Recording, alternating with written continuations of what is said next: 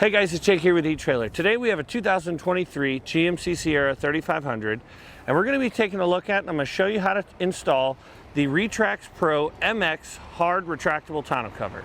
Adding a tonneau cover to your truck is going to be the first step to protecting the contents on the inside of your truck bed from water, from theft, any of those things. A hard and retractable tonneau cover is going to be a great way to do both keeping water out and keeping the contents safe.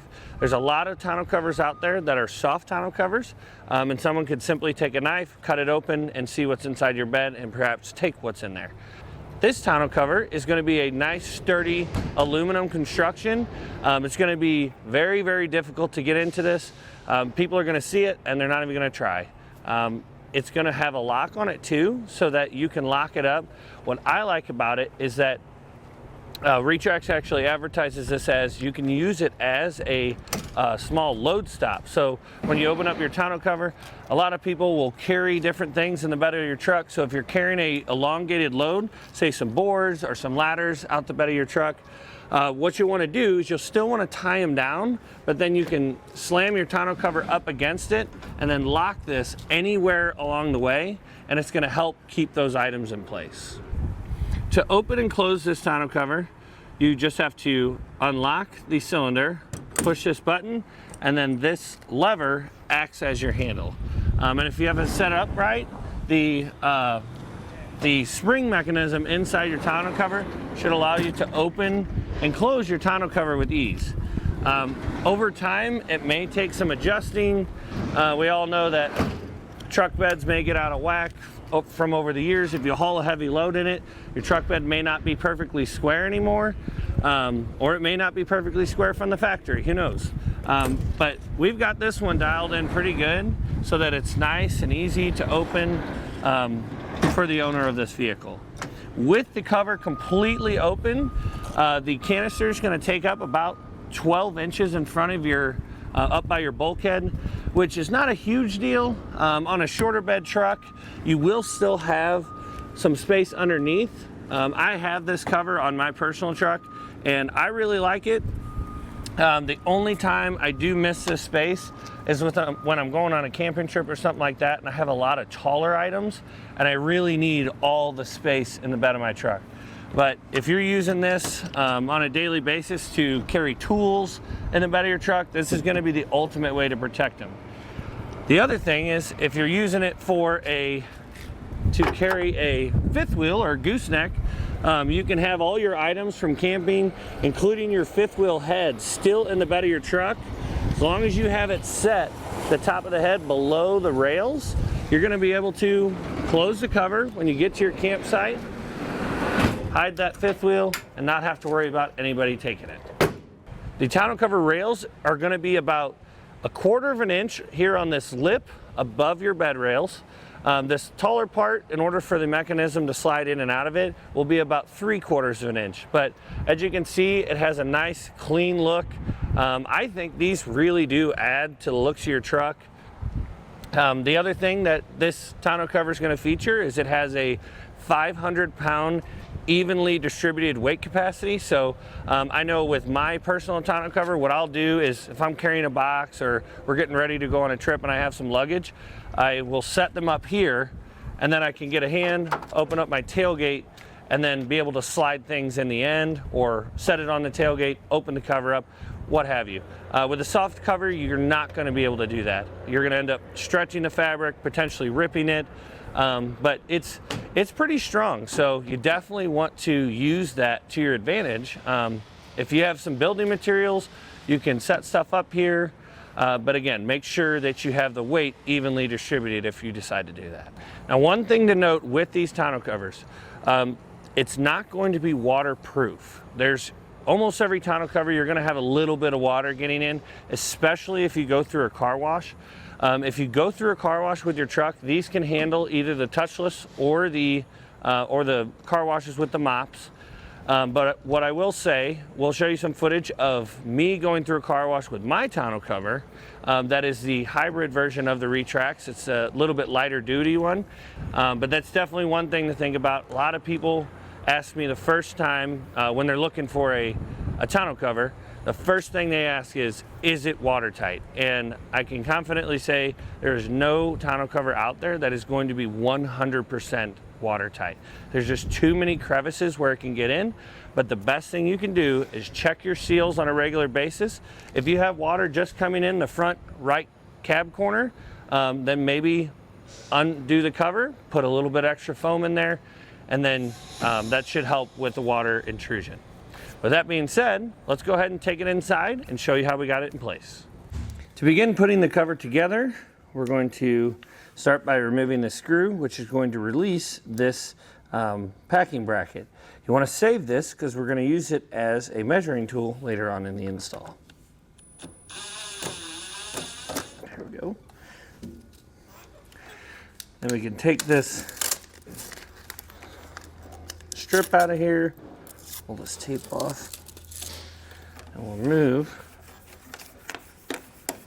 this tube that's holding our roll together. We'll do that same thing for both sides. To get our rails in place, we'll need to unlock the latch mechanism here, because with it closed, the brake is on, so it's not going to be able to slide in. We'll take our rail, pull our cover out about 6 to 8 inches, start sliding it in, and then bring it back till it lines up with our 2 brackets on either side. You can see our holes are lined up here and here, and we can get our screws in place. We'll take the 2 screws included in the kit and get them tightened down.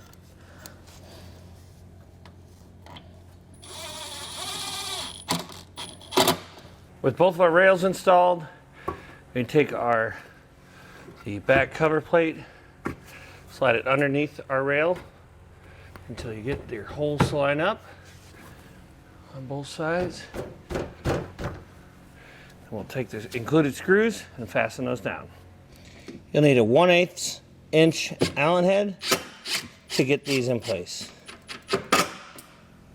With an extra set of hands, we'll lift up our assembly. We'll hold one hand on the drum, another one on the rail, slide it into the bed, and go all the way up to the bulkhead and just set it down. When installing this, you want to make sure that this rubber strip is flipped up. You don't want it to be folded under like it is right now. We need to pull this out. There we go, just like that. Next, we're going to be up inside the bed of our truck. You want to close your tailgate, and these packing brackets that we were talking about earlier, you'll want to use this top thinner portion up here to line up this bottom portion of your rail. You can see here it's way too far away from it, so we'll grab our rail, and it's going to be heavy, and we'll push it up like that until it's tight, and then make sure it's centered over there and pull it out. And that's the correct distance you want each rail to be from your tailgate. It gives it enough room for the tailgate to close, but for this seal to be as far over the tailgate as we can get it. Next up, we're going to be putting on our brackets. Before you put your brackets on, if you have a space in between the bed cap that comes over the side and the side of your bed, so the sheet metal itself back here, if you have a space in it, you can see under here, we do not, but if you have a certain type of bed cap, you may have a little bit of a gap in there. Your kit will include rubber spacers that you'll want to, it's a shim that you'll slide up in there between the bed cap and the actual metal on your bed. We don't have to worry about them because ours is tight. They just want you to put that in there so that you don't crack the bed rail. If it's got too much space, it may bend it too much. But we're going to take our brackets. The long side is going to go on the back side. The bolt head will be facing you, and this portion here is going to fit up in between these 2 Allen head plastic screws. So we'll slide it on the back side, slide up in between them. There we go. And you'll feel a little bit of a lip on the back side of your rail. You just want this clamp on the back side to be above that.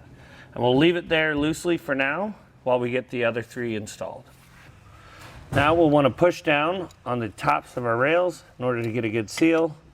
Use a 14mm socket to tighten these brackets down. Don't go too hard on these.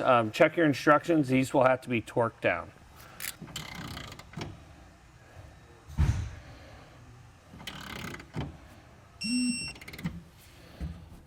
Now before we test out our cover by sliding it out, we're going to take a small piece of paraffin wax and run it in a channel. This is going to help the rails to slide a lot better. It's better than those steel rollers on these aluminum rails. You'd be surprised the difference. And if you have one of these tonneau covers already and you're just looking to how to put it back in, I definitely recommend doing this. And with our wax all in place, we can open up our cover. And you want a little bit of resistance, but not much that you have to pull too hard. Close it up.